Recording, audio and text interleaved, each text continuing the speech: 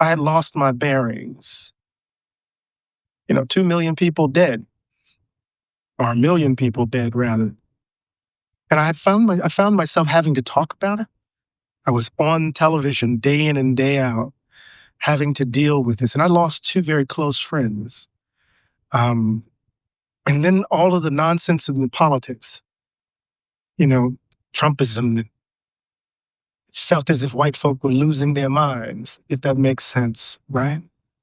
And I knew that these lectures constituted the soil for four books. So when you read them, you'll see the beginnings of democracy in Black. You'll see elements of Begin Again. You'll see the way in which I'm thinking about African American religion, and African American religion, a very short introduction, or in a common faith. So it's there that I'm making a transition in how I'm writing and how I'm thinking, how I'm imagining myself. I'm fighting with Cornel West, right? Early on in those lectures, um, trying to find a politics that um, that feels more attuned to what was needed. Grief and disappointment sent me back. And as I was reading it from this vantage point, I realized that I was up to something different. And I needed to figure out how to bring it to the fore.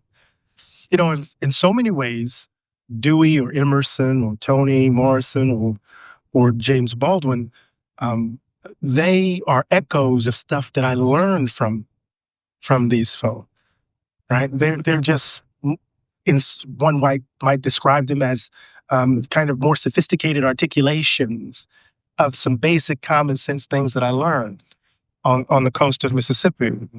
I think what I was trying to do is to figure out this delicate balance between tradition, having a pious orientation to the past, a recognition of the wounds that make me who I am, the fact that I've been loved hard and that love has left some bruises, and the task of self-creation.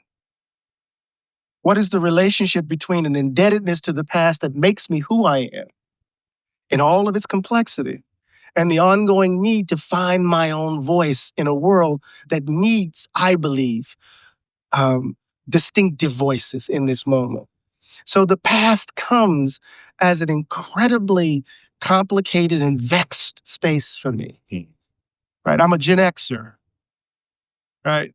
Means that I'm a feral child. These baby boomers. You know how right? But it means that I grew up in the shadow of the greatest generation that America ever produced, in my view. Tom Brokaw aside, right?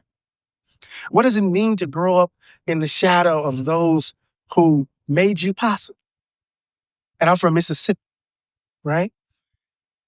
What else is there for me to do? The Black freedom struggle of the mid-20th century, what does it mean to grow up in the shadow of Dr. King, to grow up in the shadow of Bob Moses, to grow up in the shadow of Fannie Lou Hamer, to grow up in the shadow of Ella Baker, to grow up in the shadow, right, of Malcolm, right, and try to imagine one's own voice, right? And to come of age politically in the age of Reagan, right? The backlash aimed at undermining that very tradition, right? And so what I found myself doing was losing myself in the imitation of my heroes. So this vexed relationship with the past, right? And then to ground that in a very personal way, right? And this comes out of an insight I learned from Baldwin. Baldwin said, the messiness of the world is actually, in part at least, a reflection of the messiness of our interior lives. And so the through line of the book is almost cliche.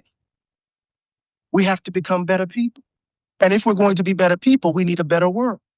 Because the world as it's currently organized gets in the way of us being better people, right? So self-cultivation in the pursuit of justice becomes a radical politics, right? In interesting sorts of ways. What does it mean for me to reach for higher forms of excellences? right? In the pursuit of a more just world. But in order for me to do that, I got to deal with me.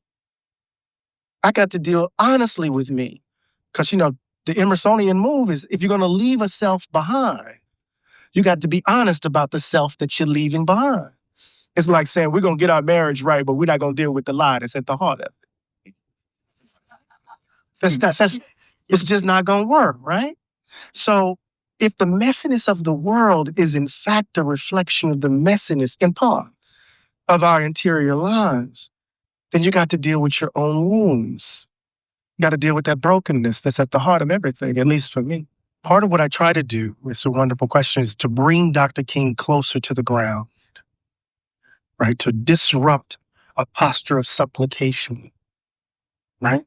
But rather to see in his witness characteristics, examples, right? Features that we can that we can in fact exhibit in our own lives, right?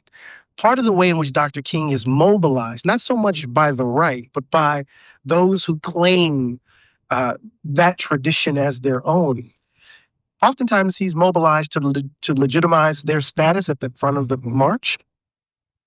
Sometimes he's invoked as a way of narrowing the range of what constitutes legitimate forms of Black political dissent. What do I mean, right? We tell the story of the Black freedom struggle in such a way that it becomes a moralist narrative, right? 1954, Brown v. Board, 1955, Montgomery, 1960, student sit-ins, 1963, March on Washington, 1964, 1965, Civil Rights Act, Voting Rights Act, 65, Selma. We're not going to mention Greenwood. We're not going to mention Oakland. We're going to talk about the Watts. Going to keep the NOI over here. Not going to talk about a radical Black tradition. We're just going to jump to 68 when he's assassinated. Even Barack Obama, when he narrated the movement at the 50th anniversary of the March on Washington, he talks about that standard narrative, and then there's a moment of declension where we lost our way. So Dr. King gets invoked in certain ways to narrow the range of what constitutes legitimate forms of political dissent, a kind of frontal assault on the Black radical tradition. These are not viable options. And when you think about Black political life at the turn of the 20th century, for example, you got all sorts of Black political actors. You got Black Marxists, Black anarchists, Black Harveyites, Black nationalists, right? Black liberals. In our current moment, Black politics has been squeezed into the narrow frame of Black liberalism only. And our only debate is whether or not we're going to vote for the Democratic Party. Right? And Dr. King is often mobilized to pop us over the head or to pop us in the nose to get us in order. Right? Now, how might I think about him? Because I went to Morehouse. I mean, there's a big statue pointing at us, right? You get baptized in King at Morehouse. I was in the 8th grade in Miss Mitchell's history class. I memorized I Have a Dream. I've tried to imitate his kings because I didn't grow up Baptist. Even though I went to Morehouse, I grew up Catholic in the Josephite tradition. And so I had to figure out how to inhabit that preacherly form, And then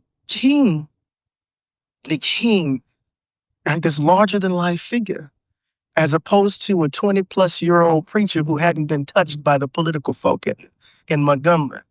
And then E.D. Nixon and those folks said, see, we need to get him because he hasn't been bought yet. And we don't see the choices that King is making as an everyday, ordinary human being over the course of his journey, you see. Or even I chose 1957 because that's young King remaining awake in a time of revolution, because King is saying, if you think my belief in God means that you can just sit back and wait for the universe, wait for justice to come, then you've lost sight of what I'm trying to commend to you. You have a role, right? And so part of the task is to bring him down to the ground so that he's not used to discipline us, right? To contain us, but rather to release you and me into who we can possibly be. Does that make It makes a lot of Because sense. remember, the project is self-cultivation in pursuit of a more just world. What does it mean to work on me so that I can be, not to use James W.C. Pennington's language, so that I can make myself more efficient for good? That's all I've ever wanted to do, is to make myself more efficient for good.